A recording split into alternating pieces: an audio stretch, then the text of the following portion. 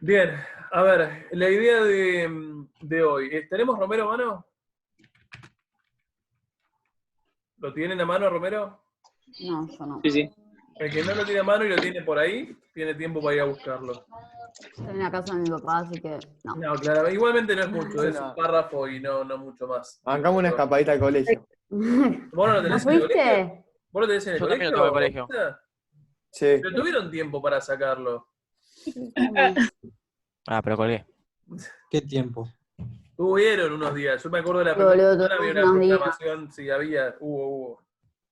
Yo no lo tengo tampoco. Se lo Yo no fui presté nunca a. al colegio. Igual no es que vamos a utilizar Ah. mucho. Tengan en cuenta que por ahí Entonces. lo van a necesitar en algún momento, aunque sea por fotos Sí. o algo por el estilo. Yo lo presté a alguien que tenía que rendir el CBC, pero el 20 rinde en Sociedad de Estado y después ya lo recupero. Después lo recuperamos. No, tenés tiempo. O sea, no es indispensable ya, o al menos hoy, pero sí lo vamos a empezar a abordar. Digo, pensemos que va a ser la bibliografía madre a partir de ahora. ¿Estamos? Bien, a ver, la lógica de hoy es bajar al territorio nacional. ¿Estamos? Nosotros, para aquel, porque ya pasaron varias semanas de esto, a ver, para aquel que está re perdido, aquel que no sabe, pero entiendo que la mayoría o vio lo que se grabó o estuvo en las clases en particular. Nosotros siempre arrancamos por Anderson, ¿es verdad? Sí, bien, Massini, la única, dale, interactúen muchachos.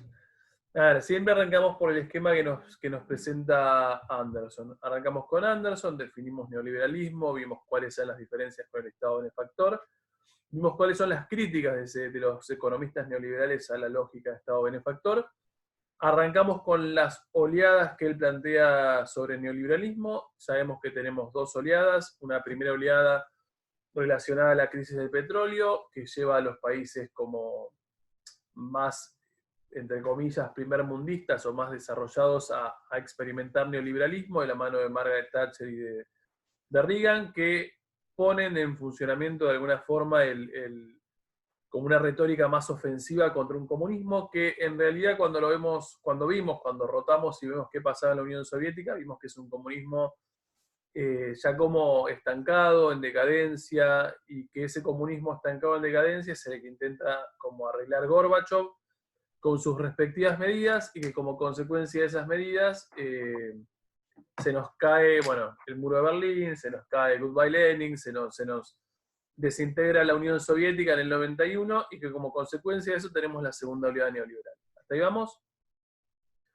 Volviendo a la primera oleada neoliberal, nosotros identificamos que en esa primera oleada, dijimos, aparecen estos primeros países desarrollados, y además aparecen algunas experiencias latinoamericanas, como cual conejillo de Indias, donde se experimenta, ¿no?, con estas políticas neoliberales. Identificamos, porque Anderson así lo hace, las dos experiencias como primarias, o sea, las más tempranas, que eran Chile y Argentina. En el caso de Chile identificamos lo que era la gestión de Salvador Allende, que era esta gestión como de socialista reformista entre el 70 y el 73, con un montón de medidas que se toman que de repente molestan a los intereses norteamericanos. Eso conlleva un golpe de Estado en el 73 con Pinochet a la cabeza, que dividimos en como varias etapas económicas, pero que tienen casi un común denominador de intentar implementar estas medidas de corte neoliberal, y que lo hacen de la mano de estos muchachos que son los Chicago Boys chilenos, que son este programa de ayuda, de formación, de bla, bla, bla, que si bien tenía sus años en el 50 y pico, principio de los 60, se aplica o uno ve cómo se termina como poniendo en práctica recién después en los 70, como consecuencia de esa crisis del petróleo. Y uno sabe que esos Chicago Boys chilenos eran ubicados estratégicamente en lugares específicos de economía chilena. Estamos Ministerio de Economía, de Finanzas, presidentes de Banco Central, presidente de alguna entidad bancaria importante, bla, bla, bla. Bien, lo que habría que hacer hoy es intentar ver cuáles son las condiciones para que esa misma, obviamente diferente, porque si bien son procesos similares, todos tienen su particularidad, para que esa misma primera oleada neoliberal se aplique en territorio argentino. ¿Estamos? O sea, así como en el 73 se aplica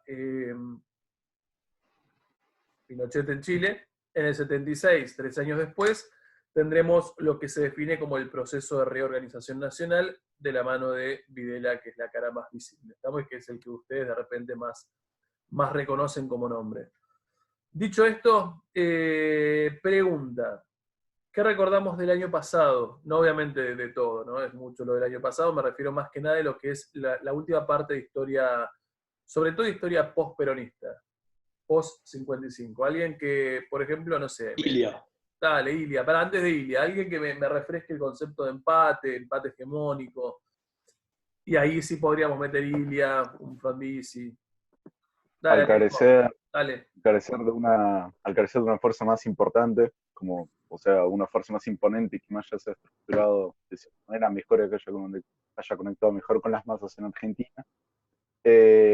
O sea, al no estar Perón, intentan otras segundas fuerzas o fuerzas menor calibre, intentan establecerse el poder en Argentina, y al no poder conseguir que ninguna se consolide su modelo en el poder, sea Frondizi, sea Ilia, sea cualquiera de los demás, terminan empatando todos, ya que ninguno consigue consolidarlo, pero tampoco pierden de cierta manera porque consiguen estar en el poder, aunque periódicamente van a terminar perdiendo, pues lo van a terminar derrocando, van a terminar saliendo del poder. Coincido. A ver, cuando vos dices empate, Alejo, ¿te estás refiriendo a modelos políticos o modelos económicos? Los dos. Ambos. Ambos. No, el empate es un modelo económico, nada más. Económico. Bueno, casi. El concepto de empate, pero está bien, esta vez es una recuperación, es un modelo económico. O sea, la idea era, una vez caído un modelo económico de Estado benefactor, caído, derribado, digo, convengamos que a Perón lo derriban, digo, una vez derribado el modelo económico peronista, que es el que más rechazo le genera a estos sectores que apoyan el golpe, paso siguiente lo que tenemos es un intento de como reconstruir otros modelos económicos que se intenten consolidar y superen o reemplacen al de Perón. Ahí aparecía Revolución Libertadora con un modelo más liberal, Frondizi con un modelo más desarrollista, y aparecía el periodo de Ilia con un modelo un poco más de mercado interno. ¿Alguien puede identificarme qué es el desarrollismo? Desarrollar el mercado interno. La No, no es industrialización. eso el desarrollismo, vamos, no es mercado interno. No, perdón, lo contrario sería. ¿Cuál sería? A ver. La desindustrialización sería. No, tampoco es eso el desarrollismo. ¿No era lo de mano de Frondizi? Era de Era mano lo de de Frondizi. Frondizi, sí, tal cual. Lara, a ver qué vas a decir vos. No, es que justo te juro, acá abrí la carpeta y la abrí ahí, de la alianza, ¿no? Que decían como que América Latina está subdesarrollado, entonces lo que buscan es como, no sé, integrarse en la División Internacional del Trabajo y también como que fomentar, ¿no? ¿Está mal? No la División Internacional del Trabajo, no, eso no, eso es liberal. Difícil, ¿no? No tratan de No era lo del ICI difícil. Ah, eso sí, lo del ICI difícil. ¿Qué era lo del ICI difícil? Dale. Como tomar medidas para profundizar o fomentar la producción de industria pesada. Eso. O sea, se presupone que... Sí, dale. Me acuerdo que había distintas leyes, después estaba lo de la batalla del petróleo, que hacían como acuerdos con empresas, y lo que buscaban era como una clase obrera más tecnificada. Estamos de acuerdo. O sea, presuponer que la Argentina, como el resto de América Latina, está subdesarrollada, y producto de ese subdesarrollo, lo que tienen que hacer los gobiernos que se comprometen con el desarrollismo es tomar todo un conjunto de medidas orientadas a desarrollar a esos países en materia de industria pesada, máquinas, autos, sí, tractores, en este caso todo lo que es un poco más sofisticado en producción, y lograr un poco lo que vos decías, autoabastecimiento energético. ¿Estamos? Y ahí tenés la batalla del petróleo. Sabemos que a Frondizi, si bien lo intenta, no le va del todo bien, termina golpeado. Sabemos que un nuevo intento, por lo menos un nuevo momento de desarrollismo, lo podemos llegar a ver con Onganía. Estamos con Revolución Argentina una vez que se golpea Ilia. Nosotros en algún momento habíamos planteado que Onganía se propone 3 tiempos, ya Revolución Argentina, ya intentando romper con ese empate. ¿Alguien recuerda esa idea de los 3 tiempos? Sí, el tiempo económico, social Dale. y Político. político. Y político, estamos los 3 tiempos. ¿Qué es lo que me importaba de esos 3 tiempos? En lo Está queriendo social, hacerlo. Sí, dale. la noche de los bastones largos. No, pero antes de ver acontecimientos, digo, ¿cuál De los claro, ¿cuál es el plan que tiene como de alguna manera Onganía y quienes lo siguen en la cabeza? Digo, ¿qué es lo que, esto es lo último que vimos, para hacer a Córdoba. En lo Dale. social era que buscaba como pacificación por parte de las masas para que se invierta, Sí, y esto lo iba a conseguir mediante la fuerza, porque si no la gente se rebelaba. sí, Después en lo económico quería modificar la estructura económica, sí. que era lo volver de más- Sí, eso es más Sobre desarrollismo, sí. financieros y Y lo político ahí te complicó. A ver, la idea era tiempo social, te Yo la sobraba tengo. tiempo. Dale. Sí. Yo Que no quiero. bueno, Arranca, dale.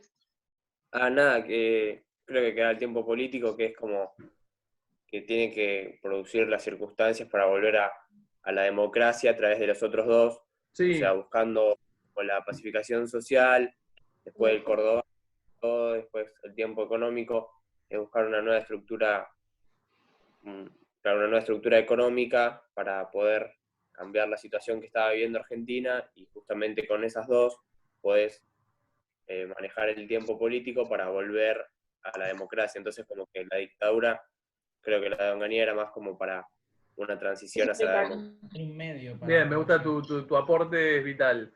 Bien, la dictadura de la Revolución Argentina está pensada como una transición o como un medio para modificar la estructura económica argentina como en profundidad. A ver, ¿qué es lo que me interesa por ahí de la situación?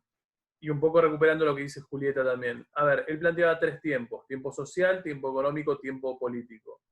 El tiempo social era esta necesidad, que es verdad, como dice, creo que lo decía Julieta también, esta necesidad de tomar medidas orientadas, incluso cuando son represivas, para que socialmente, bueno, valga la redundancia, la sociedad argentina esté pacificada.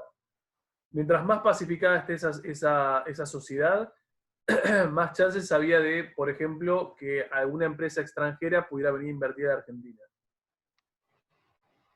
Mientras más inversiones hubiese, estoy pensando en inversiones como de grandes capitales, pensando en industrias pesadas, obviamente vos tendrías la posibilidad de modificar la estructura económica argentina. Y lo que Onganía plantea es, una vez que vos tenés modificada esa estructura económica argentina, y naturalmente ya estás en condiciones, por ejemplo,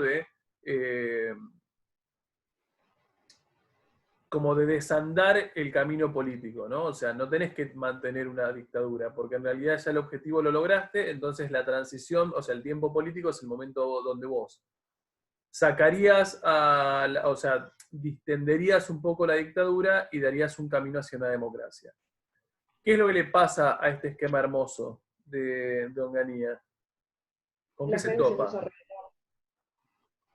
O sea, Claro, la parte social le falla. de alguna bien, la parte manera. social, ahí está. Se topa con obstáculos en la realidad. Sí. Lara, perdón, dale. No, digo que, por ejemplo, un efecto de ese fallo era lo de el cordobazo. Tal cual. El cordobazo es... Había Exactamente. ¿Qué es el cordobazo? Cuando se tomó la medida de quitar el sábado de inglés, Sí. y una vuelta de obreros de Córdoba, entonces se generó una gran rebelión. Una rebelión, un levantamiento, originalmente un poco más pacífico, después se vuelve un poco más radicalizado.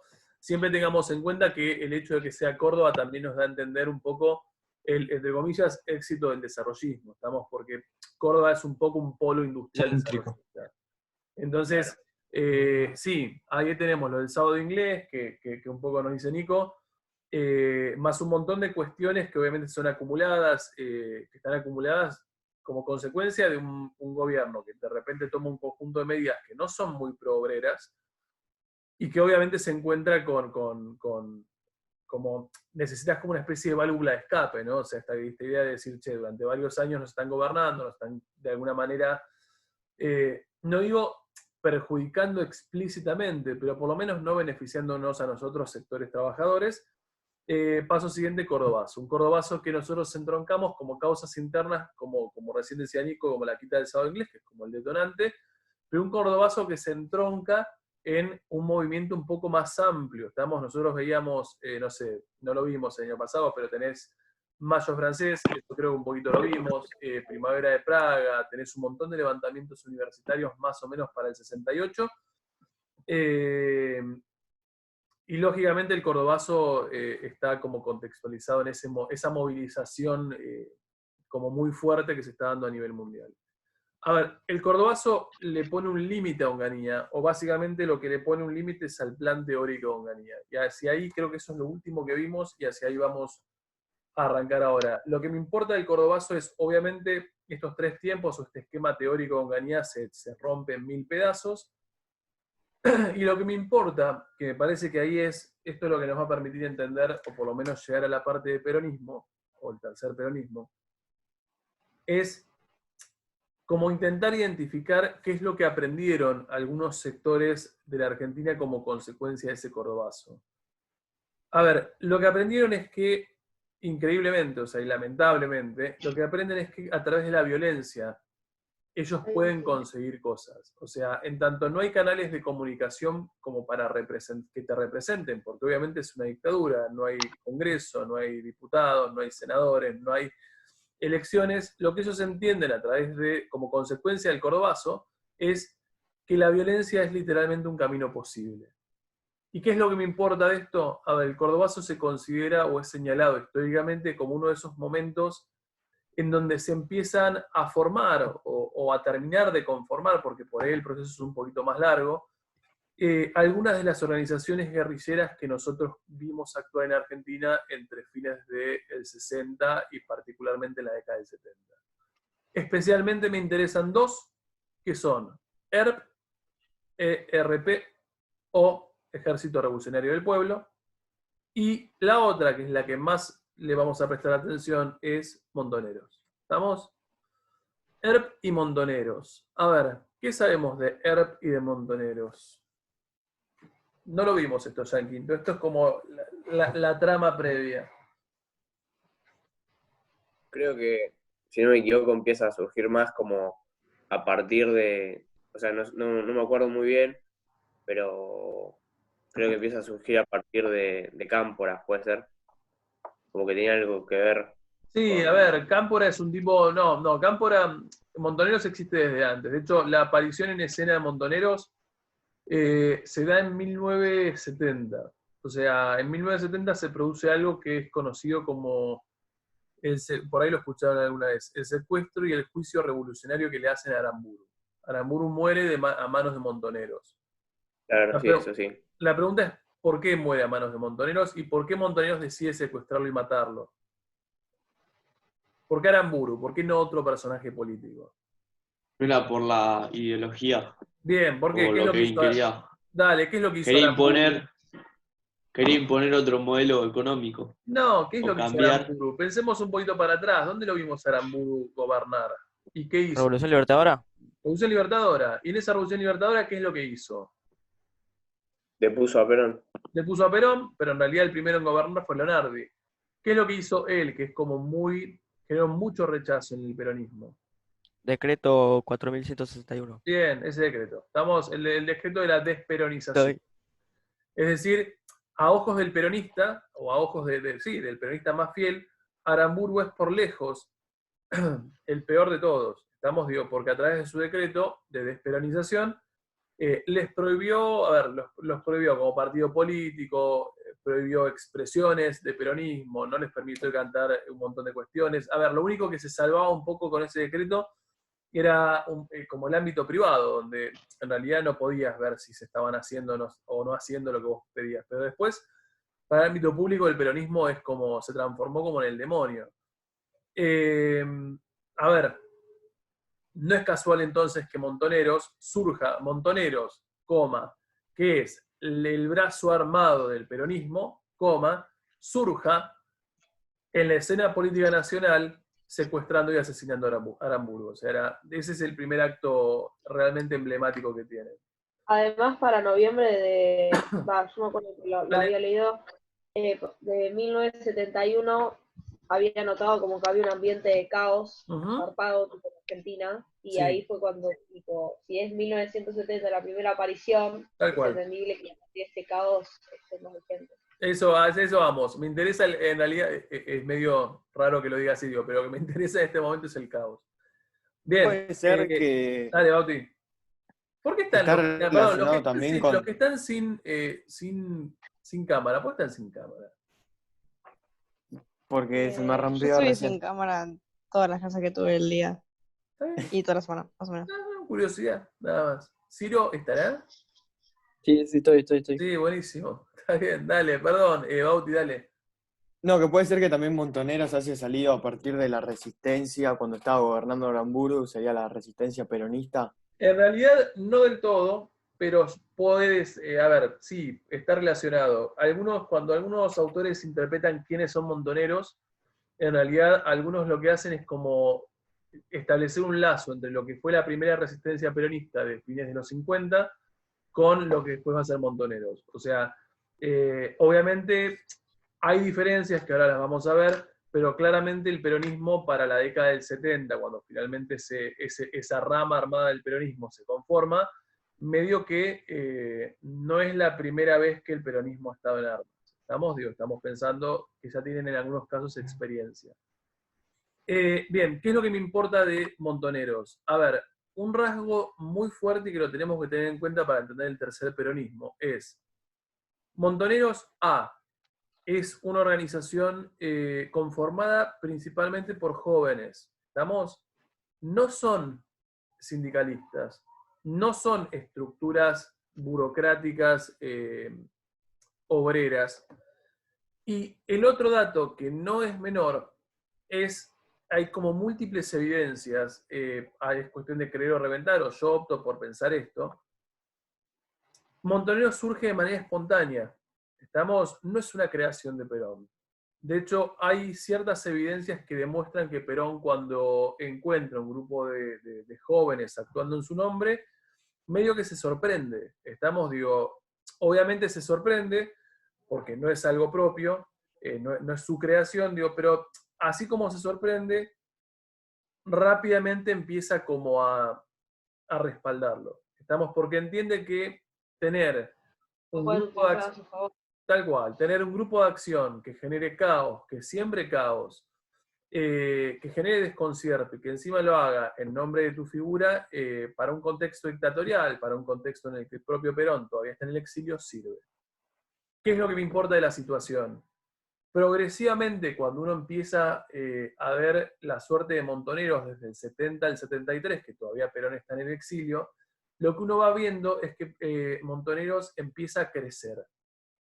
Empieza a crecer y empieza a notarse, por ejemplo, el respaldo del propio Perón. ¿Y cómo puedes ver que se nota el respaldo del propio Perón? Por ejemplo, en un montón de funerales que por ahí empiezan a ver de, obviamente, montoneros abatidos por fuerzas militares, lo que te encontrás es que empiezan a ver, por ejemplo, coronas, no sé si saben lo que es una corona en un funeral, es como el coso este de flores, coronas donde, que vienen de parte de Perón. Entonces, ahí es cuando vos te vas dando cuenta, ahí te estás dando cuenta que en realidad Perón es plenamente consciente de lo que está pasando, y que incluso llega tan lejos como,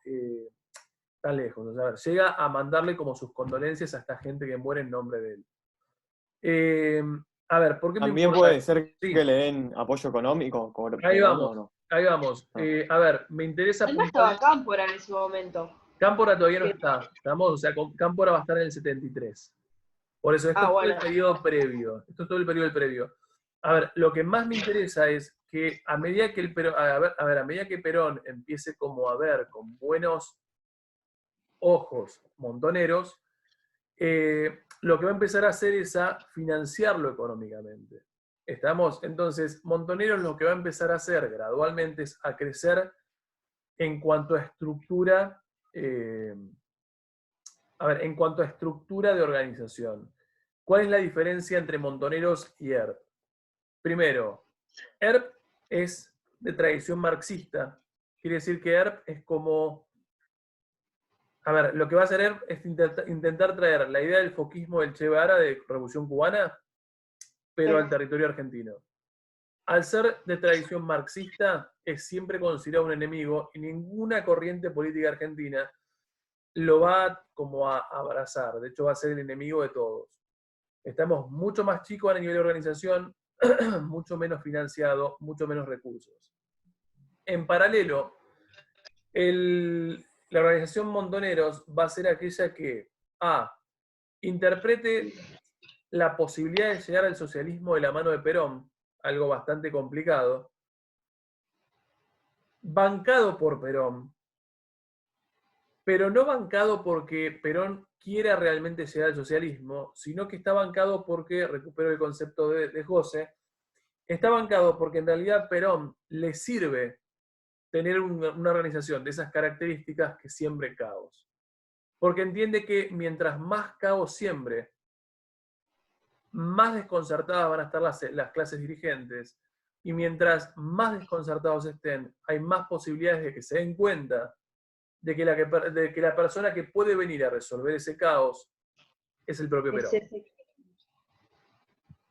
El problema se va a producir cuando, obviamente, esto lleve a la vuelta de Perón, y Perón se encuentre, cuando vuelva a la Argentina en el contexto del 73, con dos facciones peronistas. ¿Qué quieren decir dos facciones peronistas?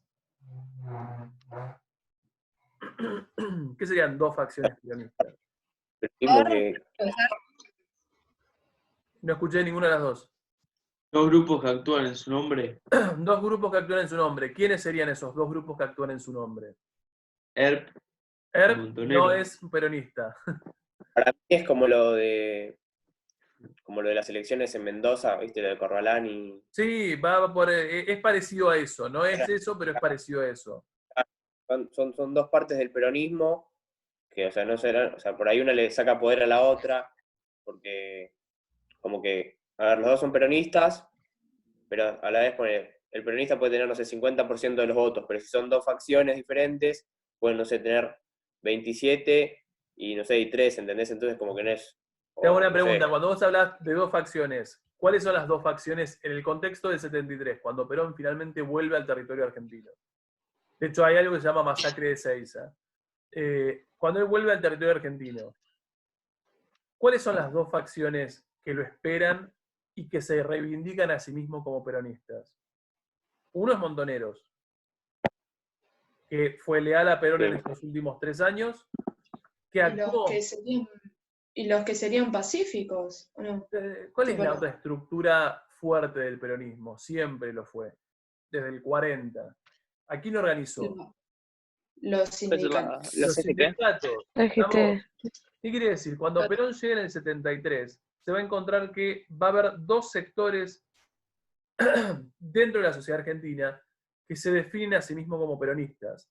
Una son Montoneros, que en el cortísimo plazo han sido muy funcionales a Perón, porque han generado ese caos que le ha permitido volver, y los otros son los que en realidad han sido siempre peronistas y han defendido los derechos que ha otorgado el peronismo desde el 40 y pico en adelante, que es toda la estructura de CGT y toda la estructura sindical. ¿Cuál es el problema potencial que se le va a abrir a Perón como consecuencia de esto? ¿A quién apoyar? ¿A quién apoyar? ¿Es posible que pueda apoyar a los dos? No es posible que pueda apoyar a los dos. Porque la estructura sindical peronista está pensando en un Perón que va a representar qué modelo, que ya lo vimos en acción. ¿Cuál es el modelo de Perón?